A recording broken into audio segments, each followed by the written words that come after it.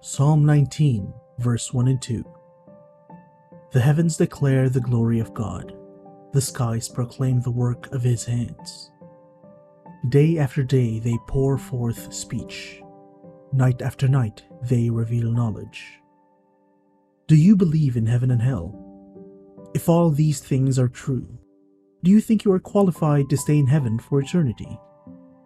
Eternity is the end. Our soul will stay in there forever, and our fragile life on earth is our test.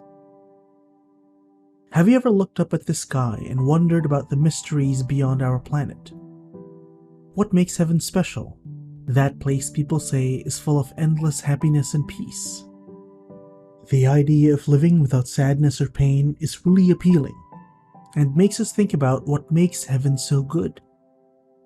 In the Bible, Revelation 21 verse 4 says, God will wipe away all tears. There won't be any more death, sadness, crying, or pain, because the old way of things will be gone.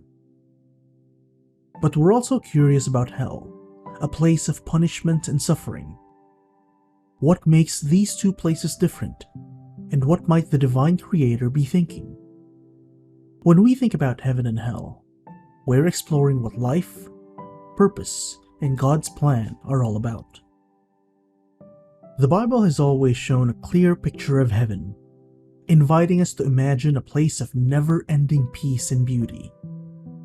In the book of Matthew, chapter 6, verse 20, it says, Save your treasures in heaven, where they cannot be ruined by insects or rust, and where thieves cannot break in and steal them.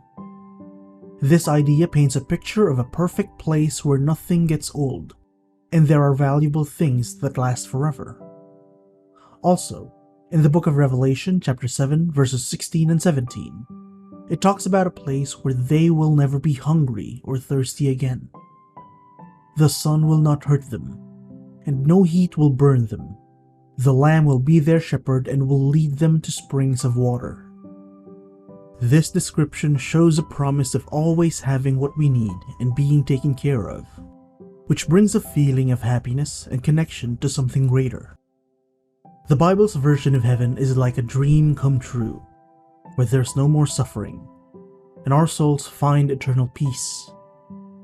It's like a place filled with a special light, where all our desires are met because of the presence of the Creator. The way heaven is described in the sacred texts show God's ultimate plan to save and bring people back together. In the book of John, chapter 14, verses 2 and 3, Jesus tells his followers, My Father's house has many rooms. If that were not true, would I have told you that I'm going there to prepare a place for you? And if I go and prepare a place for you, I will come back and take you to be with me, so that you can be where I am. This means Jesus is making a special place for those who believe in him, a place where they can be close to God. The Apostle Paul adds more to this idea in Corinthians chapter 2 verse 9, saying, No one has ever seen, heard, or imagined what God has prepared for those who love him. This hints at how amazing heaven is, beyond what we can understand, where everything is incredibly beautiful.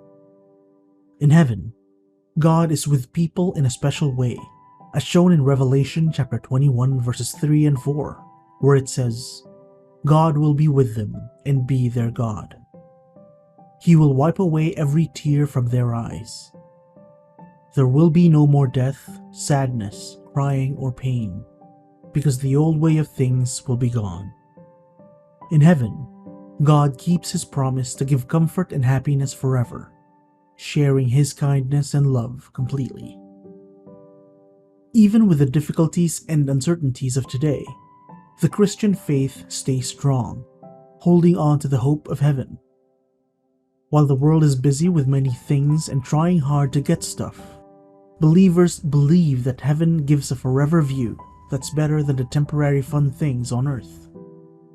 Even though people know they're not perfect, Christians keep trying to be good and do what God wants. It's not easy, but they keep going, asking for forgiveness and trying to change. This shows how strong faith is and how much people want something beyond just now.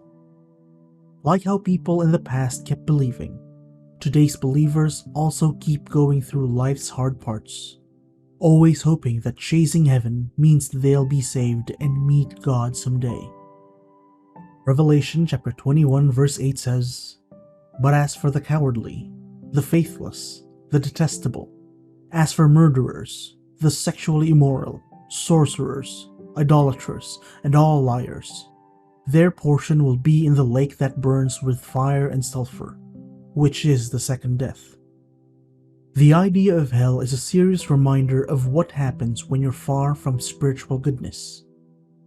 The Bible describes hell as a place of pain, being away from God, and never-ending suffering. In Matthew chapter 25 verse 41, Jesus says, "Go away from me, you who are cursed, into the fire that burns forever." It was prepared for the devil and his angels. This strong picture shows that hell was meant for bad forces, but now it's also for people who turn away from what's right. Revelation chapter 20 verse 15 makes this even more serious. If anyone's name was not written in the book of life, they were thrown into the lake of fire. This means people who don't have their names in the good book will be in a really bad place. The words are scary, saying there's a forever separation from God's light, making it always dark. Hell is terrifying because it's not just pain that doesn't stop, but also being away from God's love.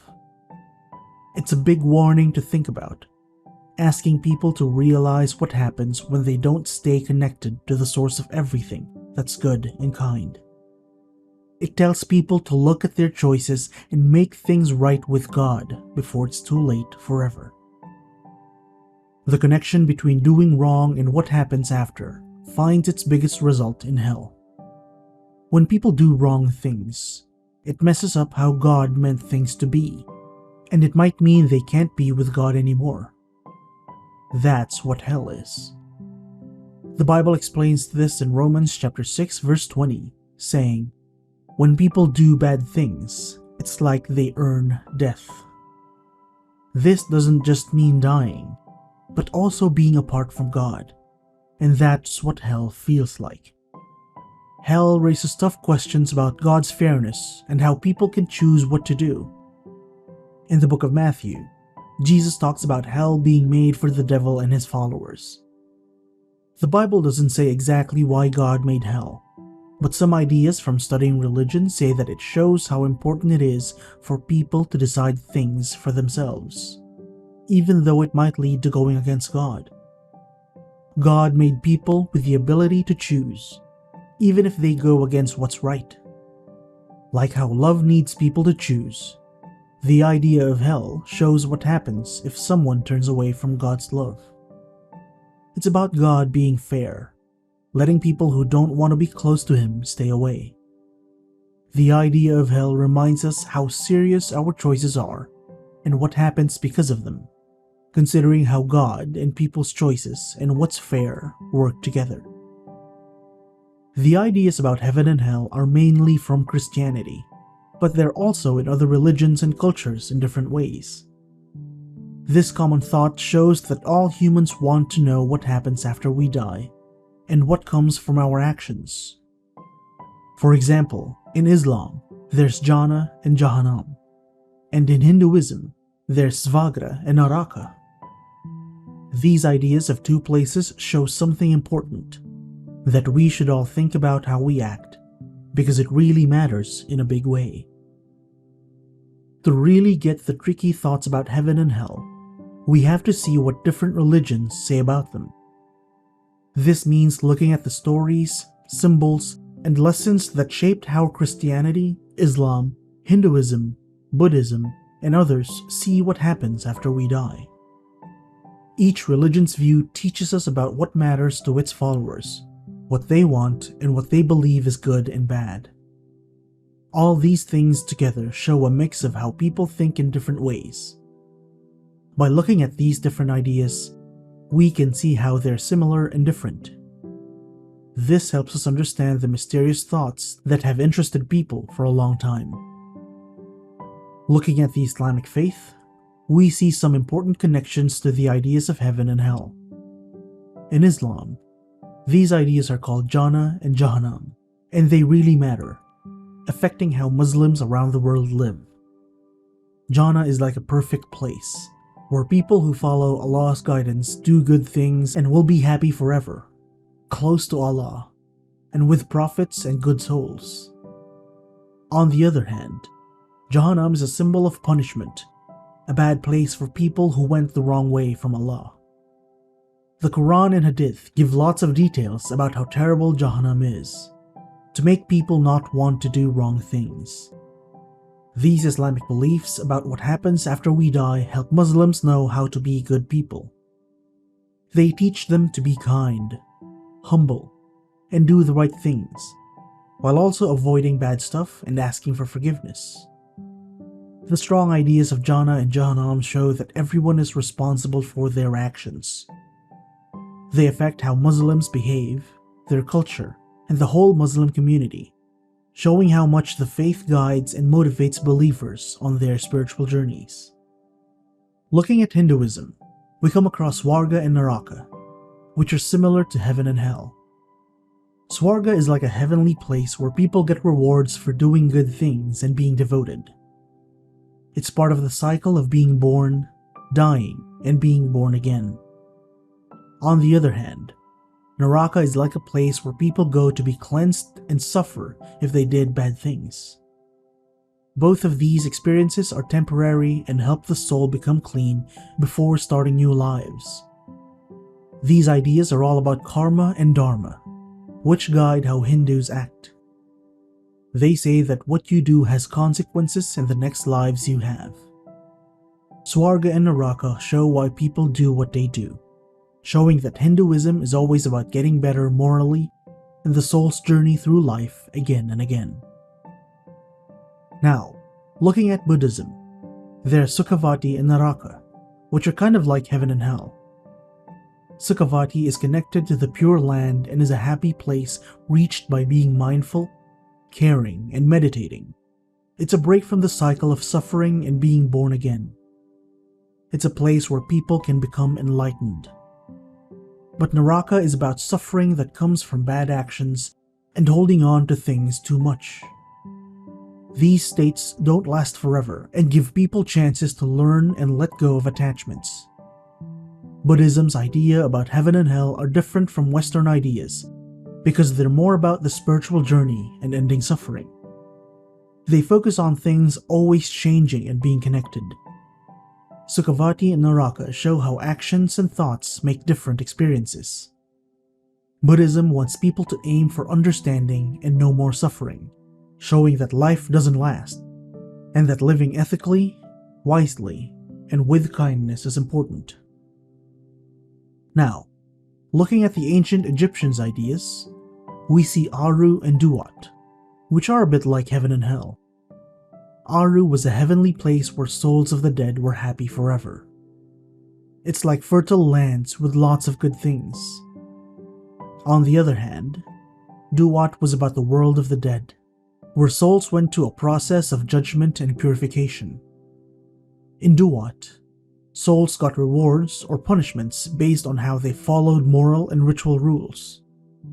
These ideas were generally important in ancient Egyptian religion, how they lived, and what they did in rituals. They thought a lot about what happens after death, which is why they did special rituals and made pyramids and tombs. They believed a lot in the heart being weighed against Ma'at's feather in Duat. Aru and Duat connected the living and the dead, keeping the bond and respect for ancestors alive and wanting balance in ancient Egyptian thoughts. Different places and religions have different ways of thinking about heaven and hell, showing how much they matter in human beliefs. More than just places, they help people know how to be good and do the right things. These ideas show what's really important, making people be kind and avoiding doing harm.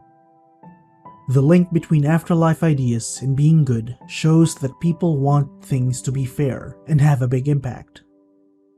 The hope of rewards and consequences make people care about others and want to get better. Heaven and hell push people to do what's right, showing ways to live meaningfully and connecting faith, good behavior, and spiritual happiness. Thank you for joining me today. If you like this video, click like and subscribe. Also, hit the notification bell so you'll be updated on all future uploads.